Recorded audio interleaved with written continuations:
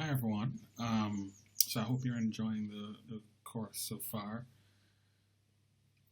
I think that it's important that we see each other from time to time. There are some aspects of the course and the readings that as much as we try and make content, try to make content more interesting and interactive, there are some aspects that we really can't get around the I, I want to say boring, but I don't really want to call any of my content boring. But we really can't prevent it. And so I thought that for this course, for this module in particular, in addition to allowing you to see me to increase our level of interaction, I thought that I would give the lecture rather than giving you content to read for this. It is particularly boring, and I'm hoping that hearing it and seeing me allows you to get through it easier and assimilate the information more easily. But it is it really does form the basis of much of what you will do for the entirety of the course and for your assignments. So I'm going to go through the what I see as the major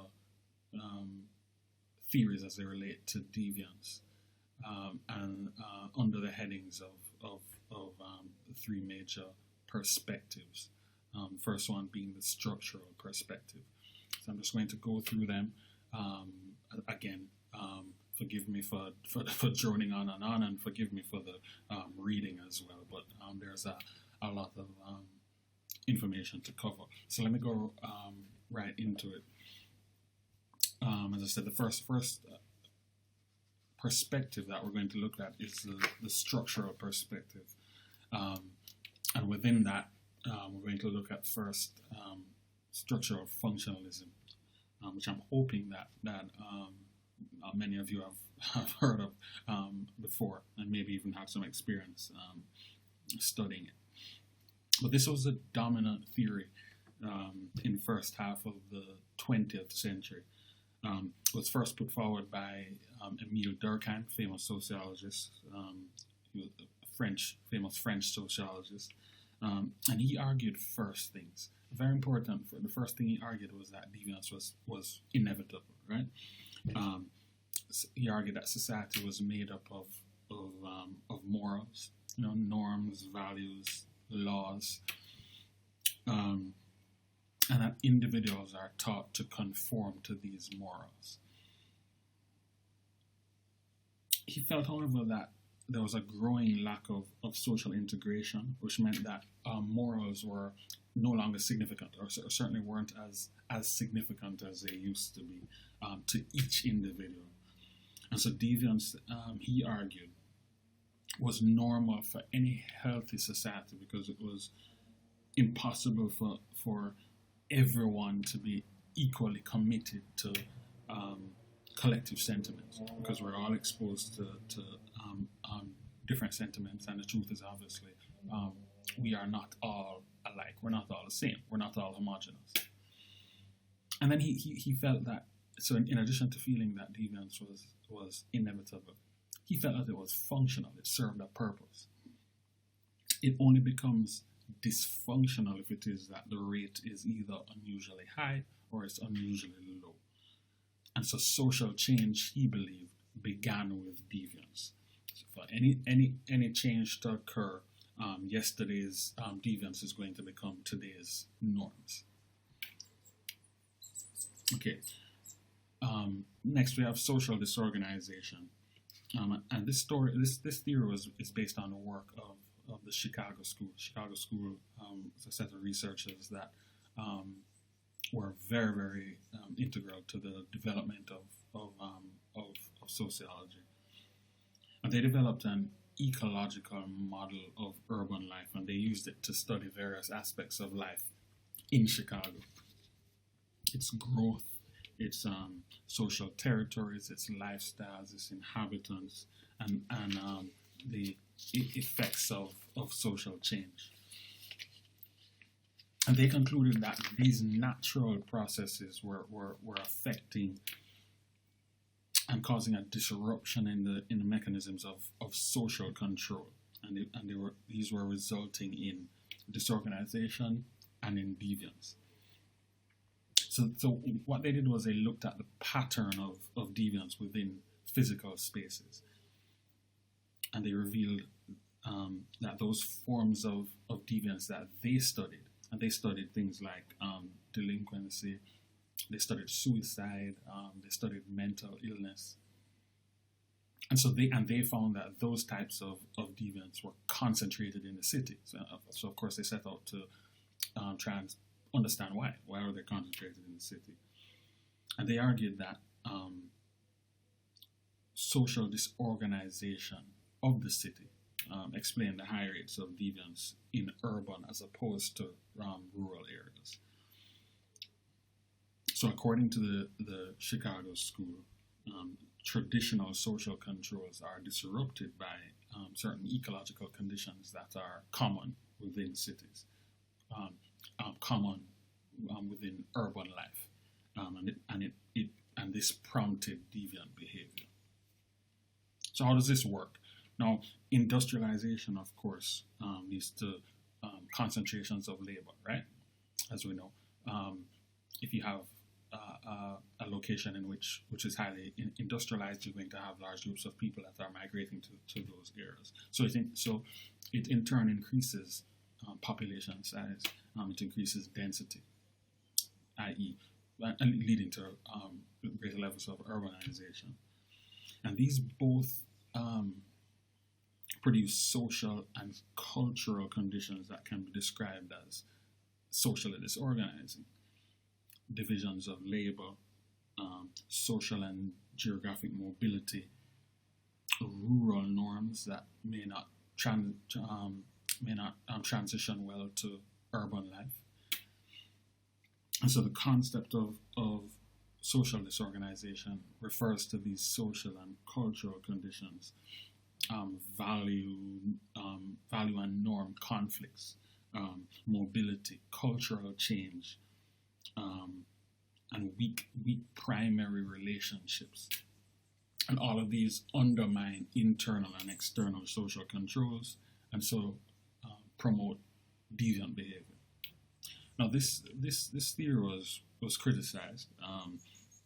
It was criticized really on the grounds that it failed to distinguish well between the concept of social disorganization and what they deemed to be the consequences of social disorganization. So, for example, it puts forward deviance as a consequence of social disorganization, while at the same time citing it as a cause of social disorganization. And also, it was argued that the concept wasn't articulated clearly, i.e., it was somewhat ambiguous. All right, next we have anomie or strain theory. Now, anomie refers to the confusion that results when social norms conflict or maybe don't even exist. In the 1960s, Robert Merton, he used the term to describe differences between socially accepted goals and the means to achieve those goals. So when there's a conflict between those two things, Merton said that anomie is the result of that. So he stressed, for example, that wealth or attaining wealth is a major goal within American society, but not all Americans have the means to achieve these goals, especially when you're taking into consideration minority or disadvantaged groups. So those who find the roads to riches, if you will, close to them, or they're aware of this American dream, but have no idea how to, or have no means to achieve it, they experience anomie because an obstacle has thwarted their goals, right? Their pursuit of what is a socially accepted goal. So when this happens, individuals may employ deviant behaviors in order to attain their goals, or maybe in order to retaliate against a system that has stopped them from achieving these goals. So he argued that society runs smoothly when members are able to achieve these cultural goals through accepted means, through culturally prescribed means. So by this token, people are conforming to cultural mandates, to cultural norms, right? However, societies are not always well organized, as various elements of culture and of social structure are incompatible with one another, which creates social structural pressures, which leads to deviant behavior. Now, Merton expanded on this whole idea of anomy as being the alienation of oneself from society due to these conflicting cultural norms and interests. And he did that by describing 5 different actions that occur when personal goals do not, they don't mesh with legitimate means to achieve those goals. Okay, so when a person accepts goals and the means together, he accepts the goals and he accepts the means, he or she accepts the means to achieve these goals. He or she is working under conformity. So, for example, a white-collar employee who has a white-collar job in order to support his or her family. They are working under conformity. When an individual accepts the goals but uses illegitimate means to achieve these goals, he commits crimes in order to emulate the values of those who conform. In other words, they are using innovation in order to achieve these cultural goals. So, innovation. So, example is a drug dealer that deals in drugs in order to support his or her family. That's innovation. Now, an individual may lose faith in cultural goals, but feel obligated to work under the routines of legitimate daily life. This person is practicing ritualism.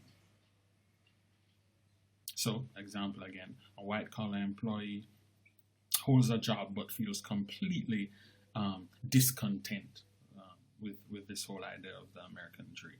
He's just going through the rituals. He's practicing ritualism. The next is retreatism. An individual may reject both the goals and the means. In that sense, they are practicing retreatism. They ignore the goals and the means in order to achieve those goals, the accepted means by society. And then finally, the 5th type of adaptation is that of rebellion. And that's where the individual rejects the cultural goals, rejects the institutionalized means, but seeks to redefine new values for society. So, for example, radicals that want to repair or even to destroy the capitalist system in order to build a new kind of social structure.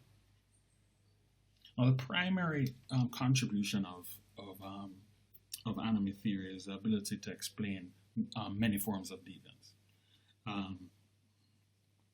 but it has been criticized as well.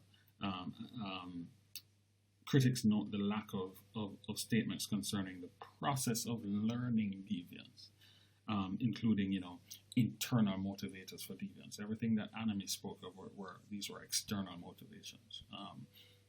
So critics argue that what about the possible internal motivations for deviance? And then some of the other theories that have been criticized, anomy does not lend itself to precise scientific study. That was the criticism, at least. Because Merton was argued to have been vague in explaining why, why, for example, one adaptation occurs as opposed to another form occurring. And he also assumed that people who lack access to legitimate means automatically have access to illegitimate means. Right? This is not always the case.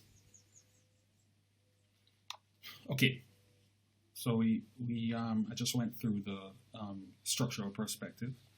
Now I'm going to go through the interactionist perspective. First theory under that heading is the differential association. Now, Edwin Sutherland coined the phrase differential association.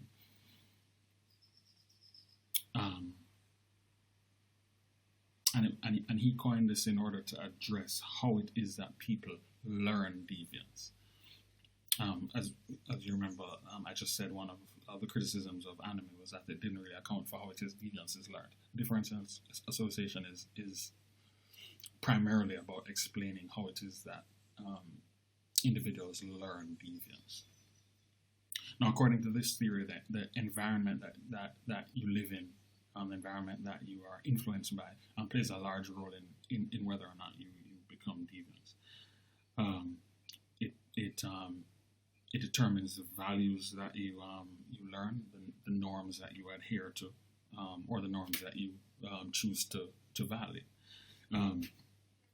Specifically, people within a particular reference group provide norms of conformity, as well as norms of deviance.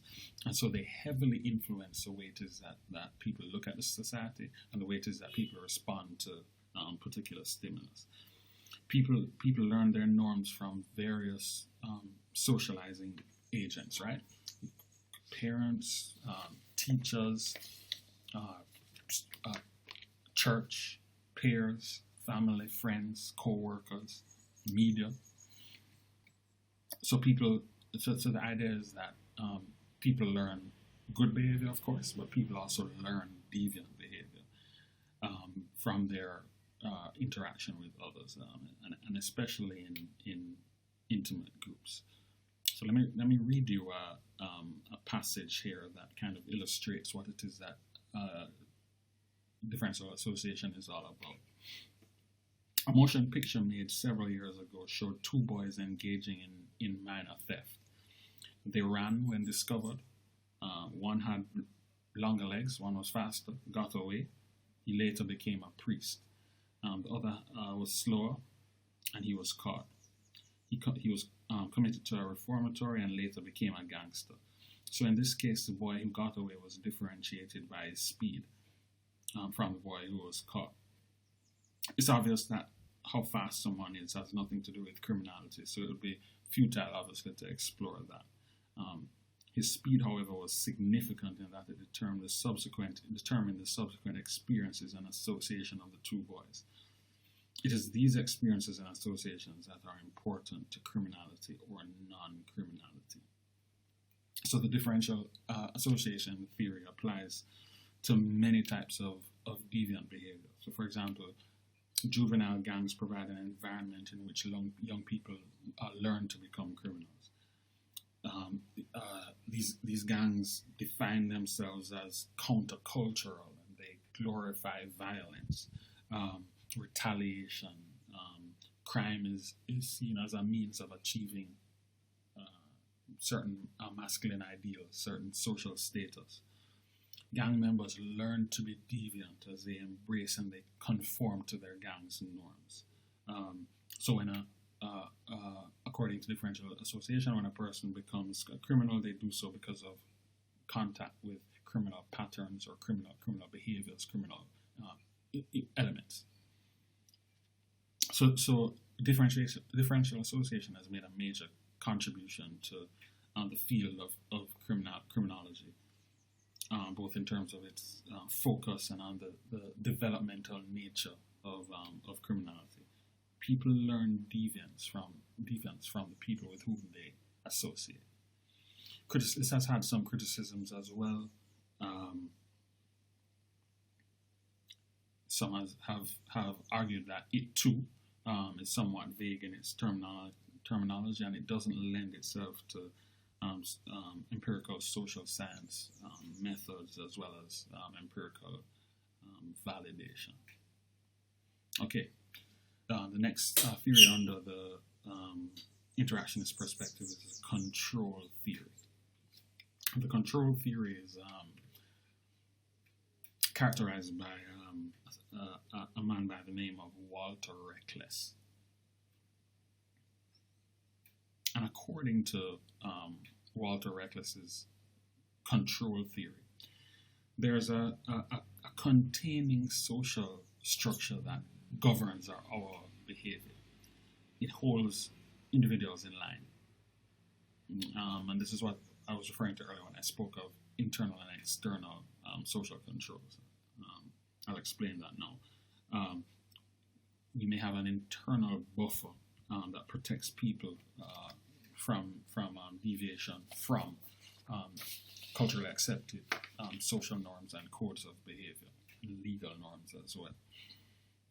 Both inner and outer social controls work against deviant tendencies.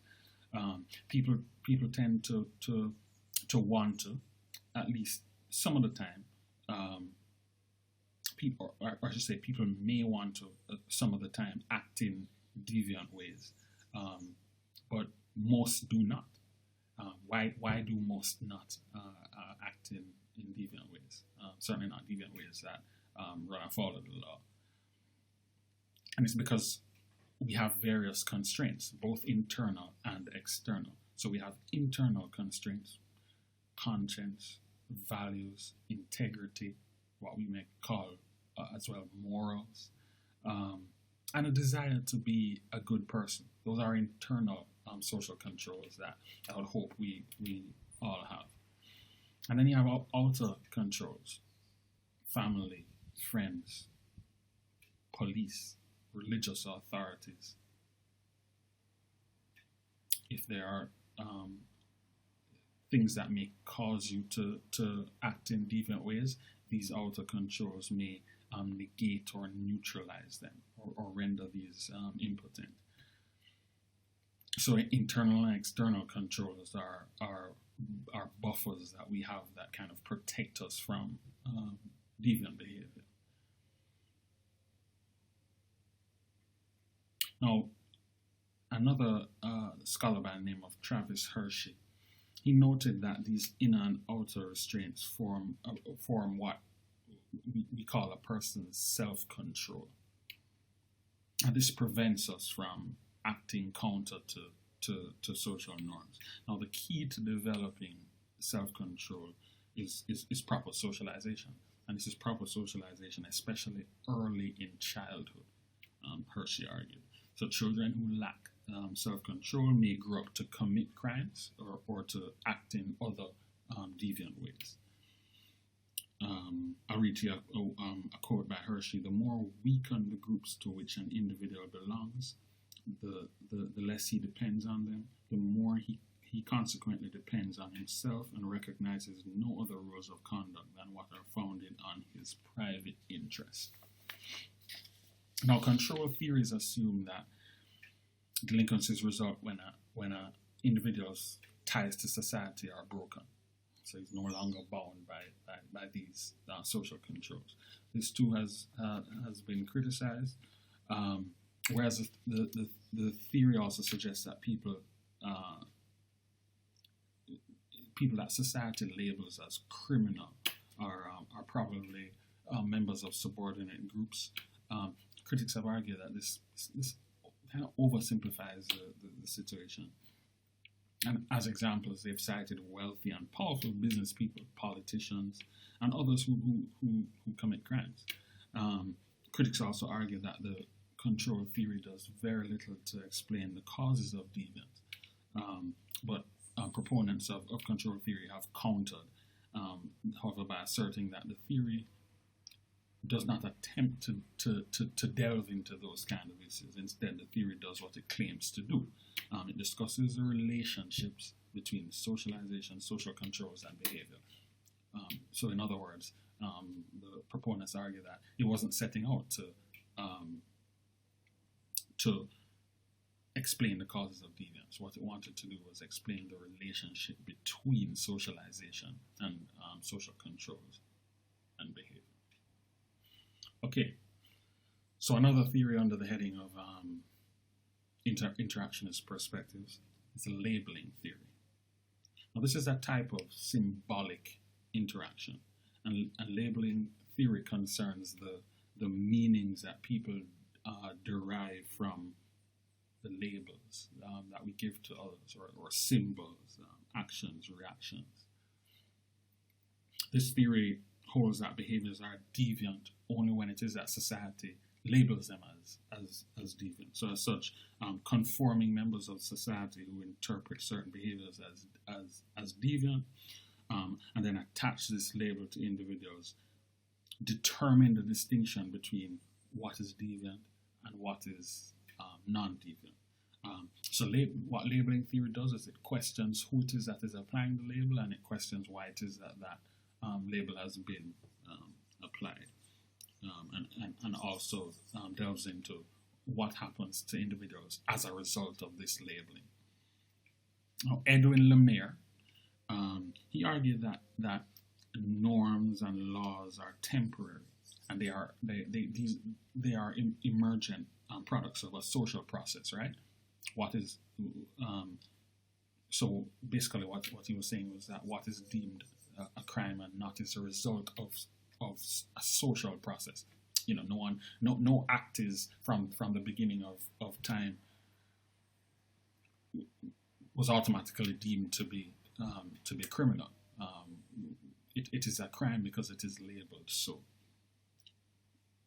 and often determined by interest groups, different interest groups which struggle for social power and dominance. Different interest groups have a stake in what is deemed as criminal and what isn't. So a good example we can use is alcohol versus marijuana, for example. One widely believed to be just as, if not more, harmful, but for much of our lives, marijuana has been deemed, the use of marijuana has been deemed a criminal act. There are interest groups that compete and struggle for their interest to be seen as non-deviant, while their competing interests are seen as deviant. This is the effect of labeling. People, because people that use marijuana have been seen as criminals. People that drink are not, or smoke tobacco. Edwin Lemire argued that norms and laws were temporary and emergent products of social processes, as I said, while different interest groups compete and struggle for social power and dominance. So as it unfolds, some groups' norms become deviant, while other groups' norms are seen as non-deviant. Conversely, some become defined as norm violators, deviants, criminals, while others are seen as not. Right? Theorists argue that at any time, one standard may prevail over another, and at that time, behaviors are judged by these standards. And he identified two types of deviance. Primary deviance. This is any behavior that violates a social norm, but it does not affect an individual's psychological structure and performance of social roles. That is primary deviance. Whereby secondary deviance is a response to the problems or conditions caused by societal reactions to primary deviance. So this is generally prolonged, and it doesn't affect psychological structure and performance of social roles either. Lemire argued that being publicly labeled as deviance is socially stigmatizing, and it affects relationships and it affects opportunities. Now Howard Becker formulated the classic statement of labeling. He said that from this point of view, deviance is not a quality of the act the person commits, but rather a consequence of the application by others of the rules and sanctions to an offender. The deviant is one to whom that label has successfully been applied. Deviant behavior is behavior that people so label. So Becker argued that labeling operates similarly to social status, in that it structures the course of social interaction. So, for example, people that acquire the label of sex offender, alcoholic, mental patient, they may experience difficulties in finding employment, and they may also experience difficulties in forging critical relationships. Now, powerful individuals within society, politicians, judges, police officers, medical doctors, etc., they typically impose the most significant labels. So labels may include alcoholic, drug addict, thief, prostitute, sex offender, psychiatric patients, just to name a few. And the consequences of being labeled as such can be far-reaching. Social research has indicated that those who have negative labels usually have lower self-esteem, lower self-images. They're more likely to reject themselves. And they even may act, very important, is that they may even act more deviantly as a result of being labeled deviant in the first place. Okay, so we've gone through two perspectives now, structuralist perspective and the interactionist perspective. The third critical perspective, as I see it, as it relates to theories of deviance, is a cultural perspective. And these theorists believe that deviance is a collective act and is carried out by groups of people. Subculturalist theorists examine the implications of memberships of these groups. And the membership of each group places people in distinct subcultures. And these are encapsulated by the works of a few authors. The first one we'll look at is Cohen's Delinquent Boys. Now, Albert Cohen stressed the group response, whereby delinquent subcultures result from the search by lower working class boys for status.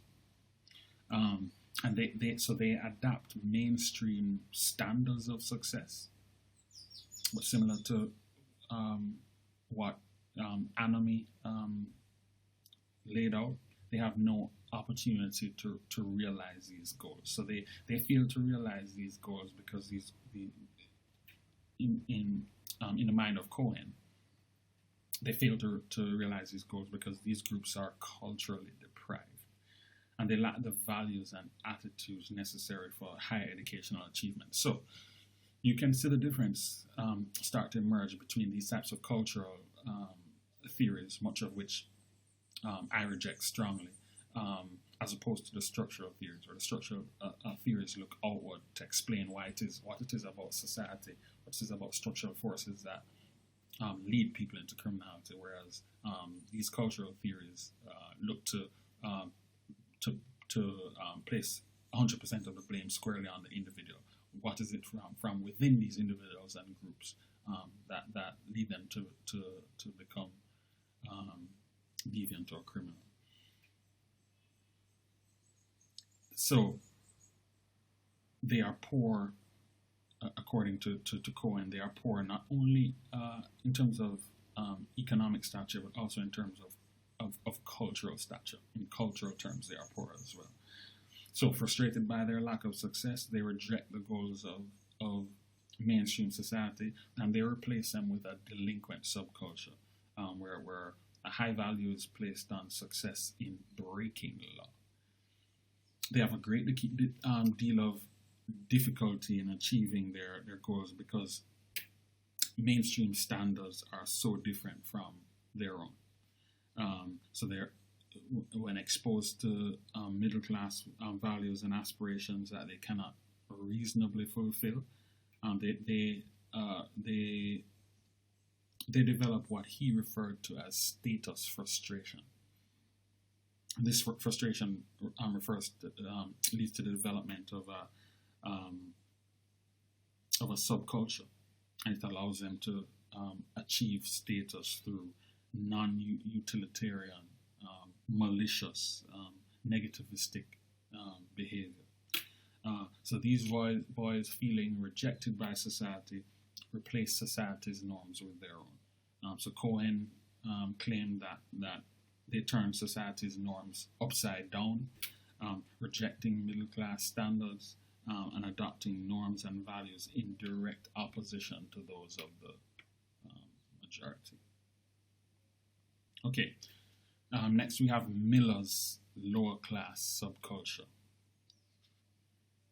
So Miller too believed that members of a lower class had their own structural and had their own cultural traditions. And he felt that among them there were values that were passed on from generation to generation, and it was this that encouraged primarily men to break the law. So Miller argued that the values of the lower class were naturally in discord with middle class values, and as such, young people were born into this subculture, and so they were almost automatically destined to be deviant. So pay special attention to the fact that he believed that they were naturally in discord. Basically, what he was saying was that poor people were born deviant, because it's primarily poor people committing the types of crimes that they were concerned with. So they were looking for explanations as to what it is that made these poor people commit crimes, and Miller's explanation was basically that they were born like that. These values are handed down from generation to generation. So, and Miller identified a number of characteristics that were important to members of this subculture. One being toughness, a concern for masculinity that finds expression in courage. Then you have smartness, which is a capacity to outsmart, outfox, or con another. The hustler, for example. And then you have excitement, search for thrills, gambling, alcohol, sexual adventures. So adhering to these norms made people deviant according to predominant middle-class societal norms and values. And there are two factors which combine to increase the threat of lowest class subculture. The propensity for adolescents to belong to a peer group which demands conformity to the norms of the group. And secondly, the importance that is placed on status. Okay, so we've gone through the three major perspectives as it relates to theories of deviance. Again, I'll say structuralist perspective, the interactionist perspective, and thirdly, the cultural perspective. Finally, I will just talk a little bit about what it is I call new directions in theorizing about deviance. And under that heading, the first one I'll speak quickly about is rational choice theory. A rational choice theory assumes that deviance is a product of a rational assessment of costs and benefits, right? So it focuses primarily on how it is that people weigh the costs relative to the benefits of law-violating behavior, as well as the law-abiding alternatives. So the proponents of rational choice consider the costs, such as informal sanctions and painful emotions, embarrassment, shame of violating the law, as well as the benefits that might accompany it. So the likelihood of breaking the law depends on the potential pains of the punishment, as well as the potential pleasures of the reward relative to law-abiding alternatives. So rational choice theory has been used to explain how crime depends on the interaction between offenders and victims, So the theory assumes that offenders are attracted to crime targets, for example, that provide a high payoff.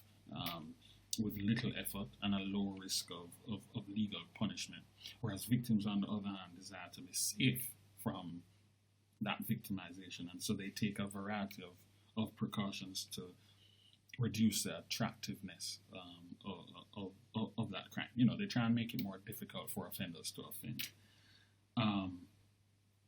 So offenders and victims obviously have competing interests, right? Just like buyers and sellers in the marketplace.